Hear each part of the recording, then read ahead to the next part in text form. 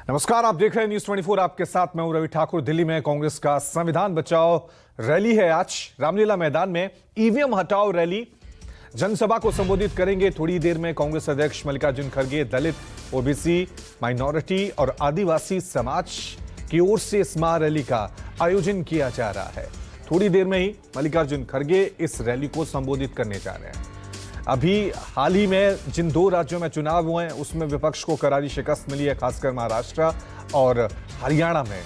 उसके बाद विपक्ष लगातार ईवीएम को लेकर सवाल उठा रहा है और यही वजह है कि अब यहां पर एक महारैली का आयोजन किया जा रहा है, जिसका मेन मकसद है ईवीएम हटाओ महारैली, संविधान बचाओ महारैली। मल्लिकार्जुन खड़गे इस रैली को संबोधित करेंगे। ईवीएम हटाने को लेकर विपक्ष धीरे धीरे अपनी रणनीति पर अब आगे बढ़ता हुआ नजर आ रहा है। चलिए इस खबर पे और ज्यादा जानकारी के लिए सीधा रुख करते हैं मेरे सहयोगी रमन का। रमन, लगातार हम देख रहे थे ईवीएम को लेकर विपक्ष लगातार सवाल उठा रहा है, लेकिन अब तस्वीरें जो सामने आ रही हैं उसके मुताबिक अभी से एक आंदोलन की तरफ मोड़ने की कोशिश की जा रही है, दिशा दी जा रही है इस सवालों को जो ईवीएम पे उठाए जाते थे विपक्ष की तरफ से लगातार। अगर इन जालिमों का बश चले तो मेरे बदन से ये कपड़ा उतरवा सकते हैं। इसलिए मैं निवेदन करूंगा भारत के सभी। रमन, क्या अब तक मेरी आवाज पहुंच रही है? भारत के पुराने राजा महाराजा रहे हैं। तो आपको बता दें, एक बार फिर हम दोबारा रमन से संपर्क साधने की कोशिश करेंगे तो थोड़ी देर में ही मल्लिकार्जुन खड़गे इस रैली को संबोधित करेंगे। महाराष्ट्र की बात कर लें, हरियाणा की बात कर लें, यहां पर विपक्ष ने बड़े दावे किए थे कि यहां पर सत्ता परिवर्तन होगा, विपक्ष की जीत होगी, लेकिन जब नतीजे आए तो बीजेपी गठबंधन को यहां पर प्रचंड जीत हासिल हुई। खासकर महाराष्ट्र की बात करें तो वहां पर महायुति गठबंधन ने शानदार जीत हासिल की थी, जिसके बाद लगातार विपक्ष ईवीएम को लेकर सवाल उठा रहा था। और एक बार फिर सीधा रुख करते हैं हमारे पॉलिटिकल एडिटर रमन का। रमन, मेरा सवाल आपसे यही है कि लगातार सवाल उठाए जा रहे थे ईवीएम को लेकर, लेकिन अब इन सवालों को एक दिशा दी जा रही है आंदोलन के रूप में। क्या यही माने कि अब एक स्ट्रेटजी के साथ विपक्ष आगे बढ़ रहा है कि ईवीएम में सिर्फ सवाल नहीं उठाए जाएंगे, एक बड़ा आंदोलन खड़ा किया जाएगा?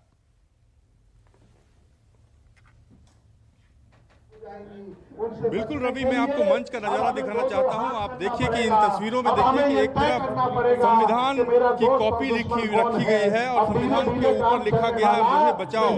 ठीक दूसरी तरफ जो है ईवीएम की कॉपी दिखाई गई है और उसके ऊपर लिखा गया है मुझे हटाओ।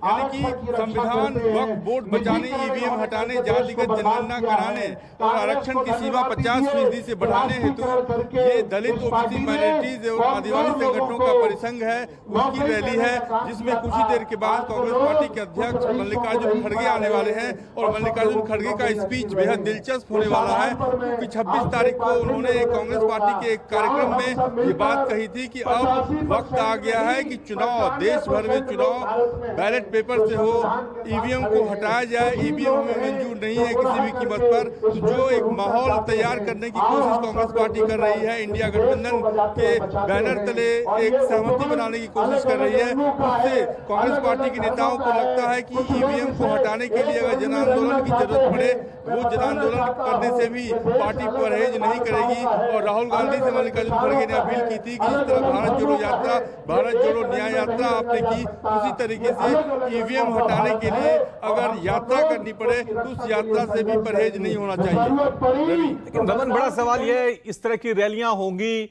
इस तरह से आंदोलन होगा तो क्या चुनाव आयोग मान जाएगा कि वो ईवीएम से चुनाव नहीं कराएगा? क्योंकि देश की बड़ी अदालत में कई दिनों तक इस पर मुकदमा चला, लेकिन उसके बावजूद कहा गया कि जो सिस्टम चल रहा है उसी सिस्टम से चुनाव होंगे।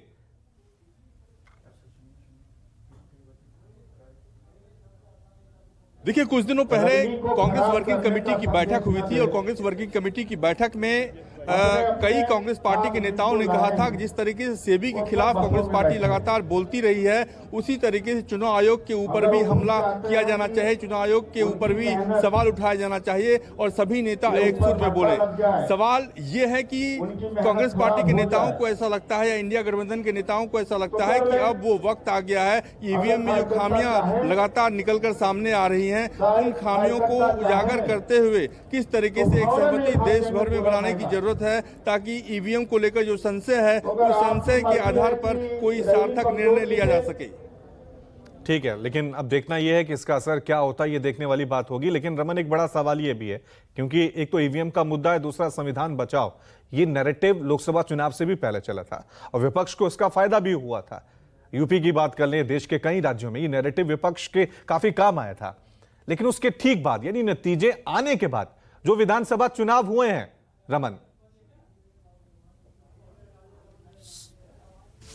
ठीक है, तो अब देखना यह है, क्योंकि वो नैरेटिव वहां पे तो काम कर गया था, लेकिन उसके बाद महाराष्ट्र में नतीजे होते हैं और उसके बाद हरियाणा में जो नतीजे आते हैं वहां पे ये नैरेटिव काम नहीं कर रहा था।